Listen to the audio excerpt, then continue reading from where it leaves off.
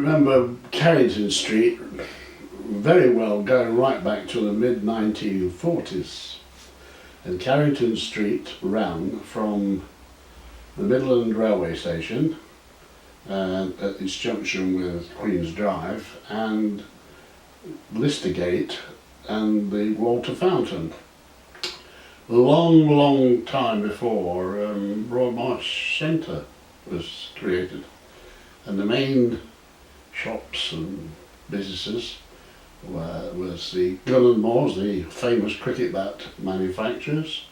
There was the Epicure Club, high-class, supposedly high-class eating establishment run by a man called Michael Mavrascufis.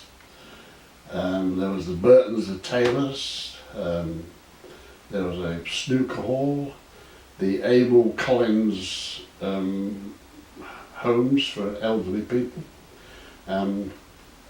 Redmayne Todd's the most famous or biggest sports shop in the city of Nottingham. The recruiting office for the Army and the Navy and the Air Force, where I had to report for my military service.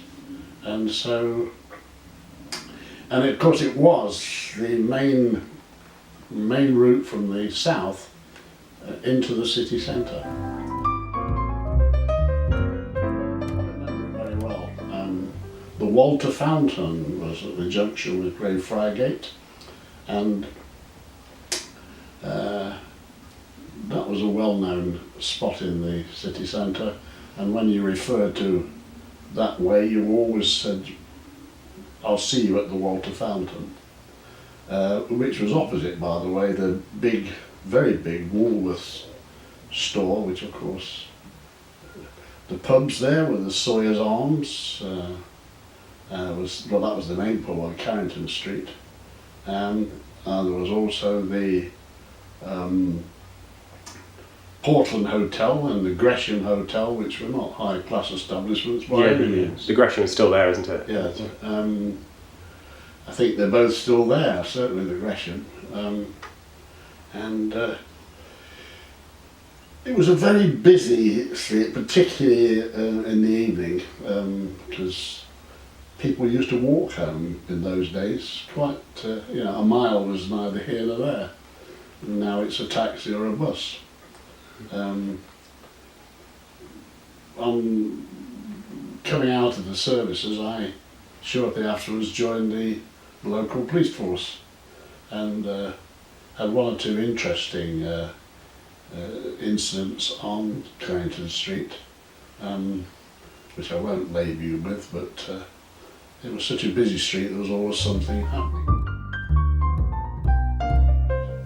Now I remember Collins Street, there's a little back road, there was nothing, along the back of the Abel Collins almshouses, and frankly the anything moving vehicles then were wheelchairs for the old people, but one end of it of course was the Greyfriars Hall, which became a ballroom and is now a bingo palace, and it ran through from Greyfriars Gate, as I said, to Carrington Street.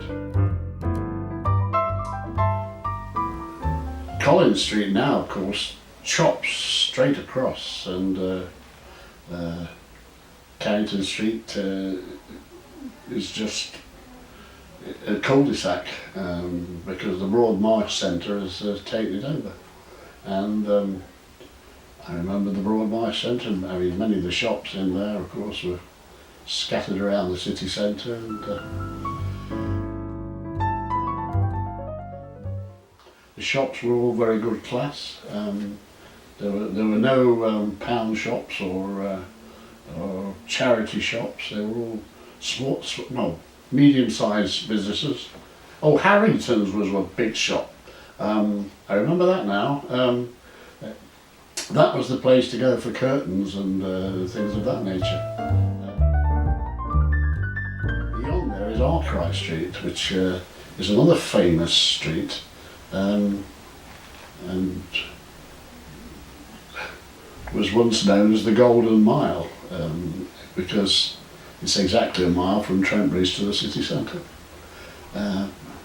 And Arkwright Street, which is now just a pedestrian footway really, was lined with shops and pubs and all manner of businesses. And of course, Carrington Street helped Arkwright Street, and Arkwright Street helped Carrington Street in their different ways.